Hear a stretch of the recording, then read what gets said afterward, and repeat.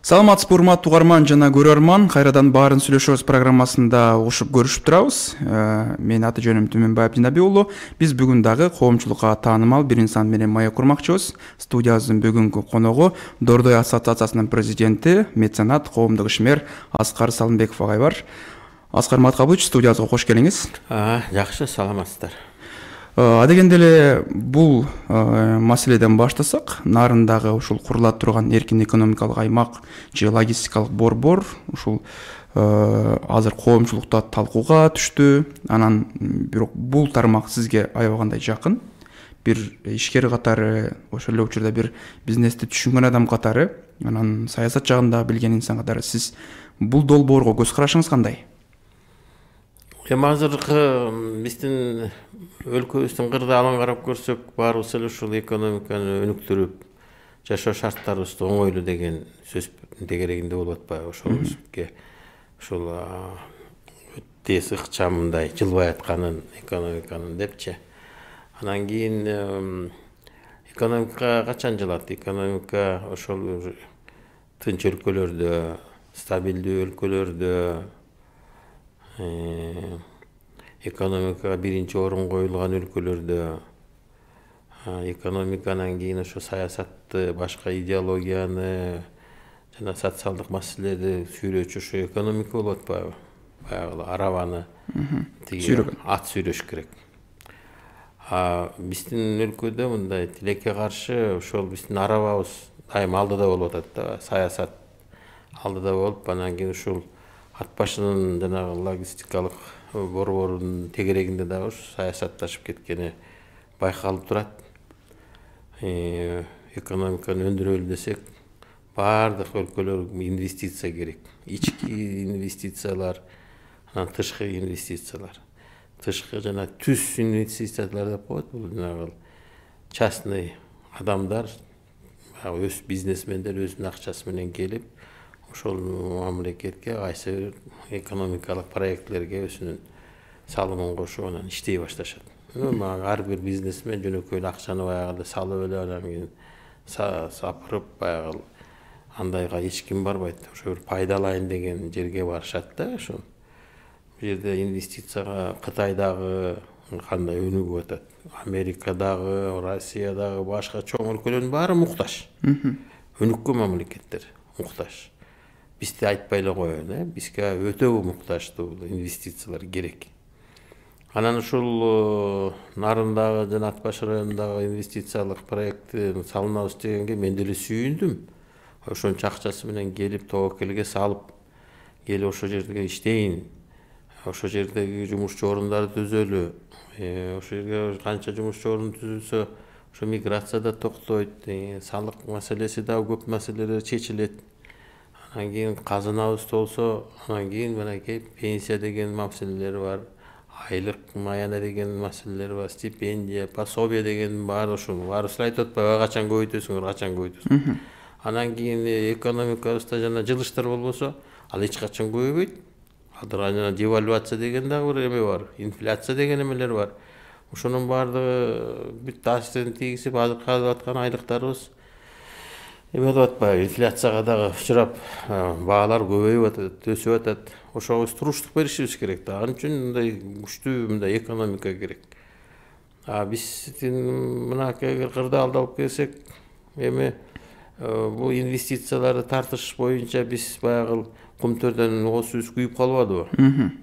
Ошондон кийин элибиз дагы кабатыр болуп эле, кимиси келсе деле баягы генди иштетсе деле келип ошол жерден экологиябыз кандай болуп атат, кандай шарт менен келип атышат, туура келдиби, коррупционный схемалар жокпу деген нерселерди көтөрүп атат. Бул туура эле маселелер. Бирок баягы мынакей гендер боюнча эми баягы уран деп уранды токтоттук, туурабы? Анан кийин эми Морекил ат башыдагы ошол эле ээн талаада эле баягы тиги айыл апалардан деле алысыраак жерде. Границанын ошол жерде ошол эркин экономикалык зона экен. Ошол жерде жанагындай салык льготалар бар экен деп анан кийин инвестор келип атпайбы ошол жерге? Инвестор баардыгын айтып атат, эшик ачык деп атат. Башка биздин ички баягы өз үстүндагы ишкерлерге. тышкы ишкерлер дагы ошолор менен сүйлөшүүлөр болуп, жанагы тиги европалык мамлекеттер менен сүйлөшүүлөр болуп, ошол жерге жанагы заводдорду коюп, анткени бизде Кыргызстанда чындыгын айтканда электр энергиясы арзан, жумушчу жанагы айлык деген андай азыраак берилет башкаларга. Мына мурун бүт Кытайга өндүрүштү алып келишкен, дүйнө жүзүчү жумуш эмеси күчү арзан депчи. Азыр Кытай кымбаттап кетти эле. Мынакей Вьетнам, Шри-Ланка, Бангладеш ушундай мамлекеттерге кетип атат. Бизге ошол деле ушундай бир жакшы бир мындай эме да, шарт жана инвесторлорго. Анан кийин келип иштеп биздин экономиканы көтөргөнгө анан кийин эми алар кең качкан жок. Наоборот, ошо инвестицияларды алып келип биздин өлкөнүн экономикасын көтөрөлү деп атышат. Ал жерди бияка көчүрүп кете албайт. Анан эртең келип эле баягы Кытай тартып алат деген ал жерде эч кандай биз дүйнөдө жашап атпайбыз. Биз бүт жана эл аралык бүт уюмдардын баары мүчөсүбүз. Коопсуздук тиги эме уюмда дагы биз мүчөбүз. Анан кийин келип эле басып алат деген биз өзүбүз мамлекетпиз, эгемендүү. Анан дүйнөлүк баягы договорлордун баары иштейт да. Анан кийин кээ бирлер анан кийин мынакей Кытай келип басып алат деген, эртең келип басып алат деген сөздөрдү угуп атам. Андай сөз болсо анда баарыбыз анда бүт дүйнө жүзү тарап кетиш керек. Анан биздин эмелерибиз бар, союзниктерибиз бар. Россия деген бар, мынакей турат Калдаев. Бүт уюмдар менен биз чогуу иштешип атабыз, туурабы? Анан ошондой нерсе кабатырлардан чочубайлы, инвестор келип иштеп, ошончолук канчалык жанагындай жумушчу орундары түзүлүп, казынабыз толсо, бул эң эле жакшы нерсе. Мен колдодум. Меселе мурун ошол терминалдарды иштетели деген ушундай бир жакшы ниет менен мен деле ошол жерге ошо терминал ачалы деп ошол жерге суу чыгарган $50 000 салып. Маркум баягы замандаштын жетекчиси Мухтар Өмүракунов тегерегин тоскон. Анда да ошентип саясатташтыргысы анан ал иштебей калбады. Демек мурда эле план. Эми ошонун ат башын эл айтып атат. Кандай ошону иштетпей койдуңар дейт. Канча балдарыбыз, кыздарыбыз азат этип четте иштеп жүрөт дейт. Азыр мага чалып атышат, тиги Россиядан чалып атышат. Ошол жакта жанагындай терминал ачылса, бир топ биз кайра келет элек, ошол жакка иштейт элек дешишипчи. Эми биз башка жакта болуп атпайбызбы депчи. Өзүбүздүн жерибизге иштесек. Анан ал жерге ат башын эле эмес, нарын эле эмес, бүт Кыргызстандын эли келип ал жерге көп жанагындай 280 миллион деген бул чоң сумма, ири сумма. Ошол менен анан иштей баштаса бизге эле жакшы. Анан эч кандай чочулабаш керек. Анан эртең жана 100 жылдан кийин эмне болот деген нерсени азыр акта дагы биздин акылдуу, эстүү балдарыбыз бар да, баягы биз түзүп берген нерсени анан кийин бир жакка тияка тарата бермек беле. Биз өзүбүздүн жерибизге салып атабыз. Анан бул жерден эч кабатыр болбой эле мен мынакей акыл эстүү болуп эле мынакей канча бир топ мен деле бир топ салымды коштум мынакей биздин Кыргызстандын экономикасына. Анан кийин мен элиме деле кайрылат элем. Эч кабатыр болбой, ошол инвесторлорго жакшы шарт түзүп берели. Түшүнүктүү. Анан бул дагы эми азыр күтүүлөр боюнча Кыргызстандын экономикасын калчыган бир борбор болоору дагы айтылып атат. Бирок азыркы учурда ушул Кыргызстандын экономикасында, элдин бир жумуш менен камсыз болуусунда сиз ээлик кылган Дордой базары турат. Муну бардыгы танбайт эч ким. Анан азыркы учурда бул базардагы кырдаал кандай? Бир учурда ушул Борбор Азияны дагы колго алып турду эле, бирок казактардын хоргоозу ачылгандан кийин бир суздай түштү деген дагы маалыматтар айтылды. Эми баардык убакыт өтөт экен, доор алмашат экен. Мынакей 21-жыл мынакей цифровизация деген, жанагы IT технологиялар кирип, жана интернет торговля деген башталып, жана Amazon тиги билесиңер, Джек Ма деген дүйнөдө баягы бирден бир чоң баягы миллиардер болуп калбадыбы? Ошол интернет торговля менен, туурабы? Анан ошондой жаңы технологиялар чыгат экен.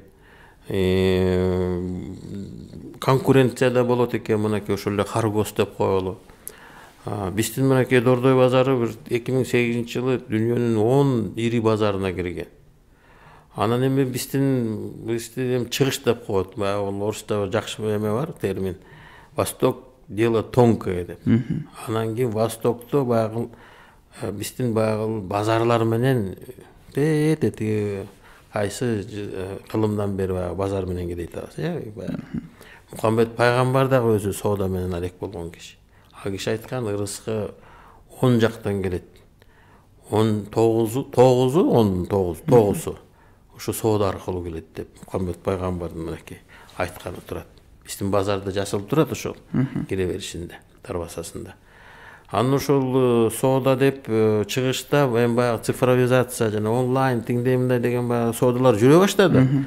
Бирок биздин эл келип соода кылышып, базарда сүйлөшүп, соодалашып, товардын баасын чыгарып, ушундай нерсени колу менен мындай кармалап тиги эмне сатып алып атканын сезип, сезмейинче ошондой биздин менталитет, психологиябыз бар. Ошон үчүн бул биздин чыгышта базар бул кала берет. Кээ бирлер айтып ишпедит, мына дордо өлгөнү калыптыр деп. Дордого барып көргүлө, азыр базарга жана эме орун жок. Тим эле баягы толкучка деп коет го, ошол нерсе деле болуп атат мынакей. Айрыкча мынакей жаңы жылдын алдында, жанагы сентябрда ушундай бир сезондор болот да, тим эле батпай калды. Ар бир орун жок, баягы бош орун жок. Ошон үчүн биздин базарыбыз жакшынакай эле болуп атат. Каргосто малар салып атат, кытайлар менен чогуу салды. Кытай өзүнүн границасынан аябай жакшы эмелерди, инфраструктурасын түздү. Казакча канча эмес. Бирок ошол менен кээ бирлер ошо каргоско да кетип атышат. Аны биз эми кантип кармай алабыз, туурабы? Ошон бирок биздин баягы өзүбүздүн базарыбызды дагы баягы карегибиздей сактап, ошо ишкерлер дагы, биз дагы баардыгы ошо бир өзүбүздүн бири-бирибизди түшүнүп, ошол жанагы Кыргызстандын ушул экономикасы, соода тармагын ошолор тартып атышпайбы чын айтканда. Канча деген 600 миң киши Кыргызстанда соода менен алек болуп атышат. Соода менен жан сактап атышат. Ошон үчүн ошол жерде Дордо өзүнчө бир мындай өзүнүн орду бар да, мындай центровой орду бар. Ошон үчүн биз бүт аракеттерибизди жумшайбыз. Ошол жакта маданияттуу соода болсун, ошол жакта шарттар түзүлсүн, жолдор оңдолсун, стоянкалар көбөйсүн, жаңы жанагындай жылуу соода борборлору салынганга мынакей биринчи ошондой соода борбору контейнерный типтен ошондой жылуу соода борборун өткөнгө азыр салынып, буюрса мынакей жайында ишке берилет. Ошондой шарттарды түзүп берсек, ал жерде да азыркы реалиялар ушундай болуп атпайбы, азыркы көрүнүш баары соода менен адамдарыбыз алек болуп атышпайбы? Ошон үчүн аларга биз шарт түзүп бергенге биз биринчи ыйык милдетибиз. Түшүнүктүү. Анан өзүңүз дагы айтып калдыңыз, азыр ушул санариптешүүдүн ордунда онлайн соода дагы күчөп атат деп. Сиз дагы бир ушул бизнестин тилин билген инсан катары ушул жаңы тармакта дагы мындай бизнести ишмердүүлүгүңүздү жүргүзүп атасызбы? Онлайн соода сатыгын жүргүзгөнгө биз дагы группа түзгөнбүз. Бул онлайнды түзүп өзүнчө мындай кичинекей площадкалар менен түзсө болот экен, бирок жанагындай глобалдуу чоң жанагы площадкаларды жанагындай чоң игроктор, чоң оюнчулар деп коелу, жанагы Amazon, жанагындай Джекманын эмеси кайсы эле тигил Alibaba. Вот Alibabалар ошолор ээлеп алышты да. Азыр булар российский рынокко киришти. Алар Америка тиги өз жагын эметсе, бул Азия жагын Alibaba ушундай нерселер менен конкуренцияда кыйын экен чын айтканда. Бирок баягы өзүлөрүнүн площадкасы менен мына, например, биздин Дордой базары тигил Москванын базары менен, башка базарлар менен өзүлөрүнүн баягы электронный нерселерин баягы иштеп атышат. Өз ишкерлер даже өз бири-бирлери менен иштешет да. Бирок ошону биз системаштырып, системага келтиргизип, ошол чогуу баягы мындай бир системага келтиргенге биздин бир өзүнчө группа түзүлгөн. Ошол группа ошол иштеп атат. Жана ошо программисттер ошол программа түзүп, ал жерде жанагы логистика билесиңер, ошол жеткирип бериш керек товарды. Товардын туура адресине барыш керек, сапаттуу барыш керек. Баягы тиги эмеден көргөн, интернеттен көргөн товары ошол кандай көрсө ошондой сапаттуу барыш керек да. Анан бир жерден сбой болсо, анан кийин ошол бузула баштайт да. ошол баягы чоң фирмалар ошол сапатына убактысына баягы жеткиргенге ошол эми бул логистикадан өтө чоң аябай наука экен. Логистикадан биздин специалисттер аз, эң эле аз. Мына Россияда деле жок экен. Казакстанда 3%, Өзбекстанда деле 2% логисттер бар экен. Биз жана жаңы ачкан университетке ошо логистикалык факультет ачалы деп атабыз. Ошол мынакей бул жанагы кийим кечелерди жасаган логистиканы, например, ошол кай жерден тигилип аткан жеринен, даже жанагы кайсы тигил пахтадан тигилип атат, кайсы жүндөн тигилип атат, ошонун баардыгын качествосунан баштап ошо логист.